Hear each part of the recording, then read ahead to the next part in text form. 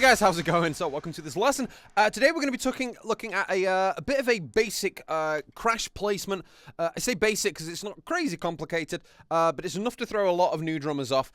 So we're going to have a bit of a look at this. The placement we're going to have, normally when we play a crash cymbal, we do it like with a bass drum on the first beat. So like a 1, 2, 3, 4, 1. And that's a normal place to put it. Or we put it with bass drums, and a load of my kind of crash cymbal courses, they go into placements that are with bass drums. So crash and snare and beat, crash. And you're always kind of doing it with a bass drum. This one though, we're doing it with a snare drum because crash cymbals sound kind of wimpy on their own. So you want to put it with a bass drum or with a snare. You see, that kind of stuff gives it a little bit more oomph. So, but we're going to be doing this one with a snare drum on our backbeat. So the backbeat, 1, 2, 3, 4, 1, 2, 3, 4. Which is easy enough to play, just snare drum and a crash.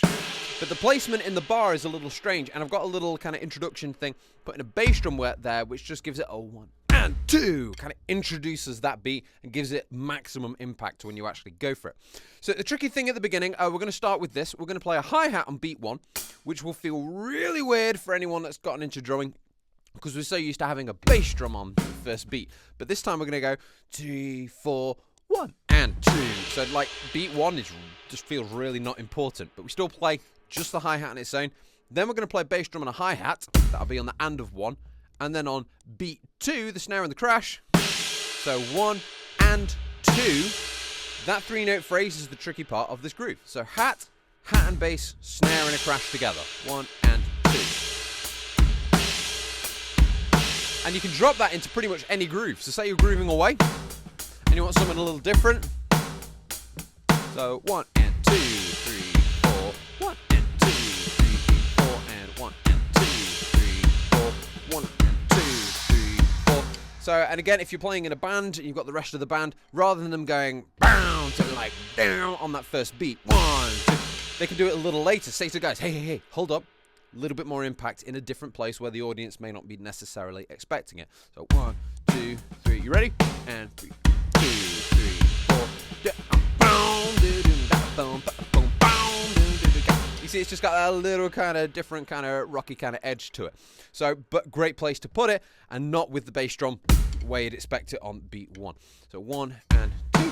And then just to finish this off, I've just got a rest. The rest of the bar is just a normal groove, just to apply it. So 1 and 2. Back to the hi-hat. So 1 and 2. And then the second half is just going to be kick, snare, hat, just with the hi-hat ticking away.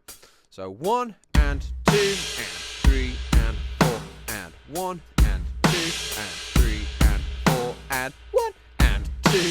That's the odd kind of feeling thing within this groove. So if you want to play it along with me, again, some of you guys will find this quite straightforward, but if anyone that's new to this kind of thing with a snare drum there, really important you get that placement. Try and work on this multiple times just to kind of instill that muscle memory. You might play it and be like 1 and I can do it, but you want to see if you can repeat it a few times, maybe do it for a bit, do a fill, which distracts your brain, you're not just in like repeat mode, and then you come back to it and you might find you can't do it then. So it's trying to don't practice it till you get it right, practice it until you can't get it wrong. That's the place that we're going.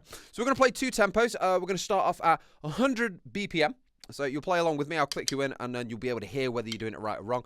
And then for those of you guys that want to push it, we're going to go 150 BPM, which is pretty quick, and something you may not get today, but something you'll work towards. But if you do manage to get it today, then cool. You maybe found this lesson was a little bit easy for you, in which case go find some of my more tough lessons. I have some way more complicated stuff out there. But like I say, the majority of people I teach is this kind of stuff that's catching them out. So anyway, 100 BPM. I'll count in 4, then we'll play together. And again, it's 1, 2, 3, 4, 1, 2. And it's like the big impacts on beat 2. Feels really weird. So here we go. And 1, 2, 3, 4. 1 and 2, 3 and 4. And 1 and 2, 3 and 4. And 1 and 2, 4 and 1.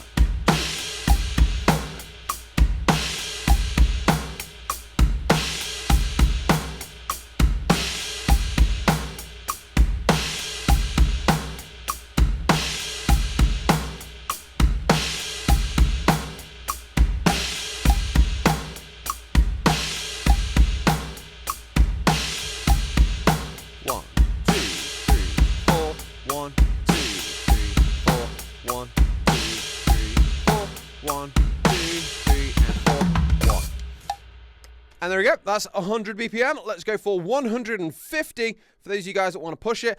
And again, if you're not able to play this along with me, stick your metronome, find any click. You can get loads of free metronomes. I think on Google, if you put metronome in, Google has like a built-in metronome. But just 1, 2, 3, and just try and play it along at 110, 120. If 120 is too far, do 115, 116. If you go 1 BPM a day, in 50 days, you'll get to 150. So, or 2 BPM a day, 20, you get the picture. So just anything's possible. It's just consistently going at it and taking it easy. So here we go, 150. 1, 2, 1, 2, 3, 4.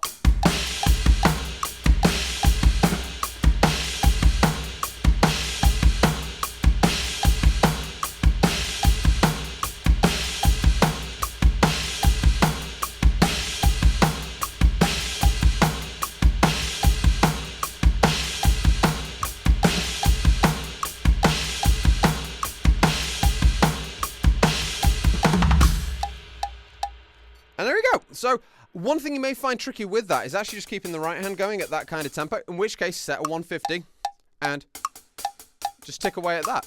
And if that's easy, then you know it's not the right hand that's the problem. 1 and 2, 3, 4, 1, 2, 4. But you may find that that's the problem, in which case you need to relax your grip. You might be doing too much of your arm and you're kind of burning out. 1, 2, trying to keep it nice and relaxed, playing kind of low. You can have your kick and snare loud. So you can see you can have that loud, but this doesn't need to be digging into it. Just so getting used to those volumes. They're the little efficiency tricks that are going to help you to play this a lot faster. So anyway, I hope that's helped, guys. Giving you a few things that you can get into. Again, check out the rest of the kind of crash placement stuff on the website. That'll take you into more detail there and some other places you can go. And until the next lesson, I'll see you soon.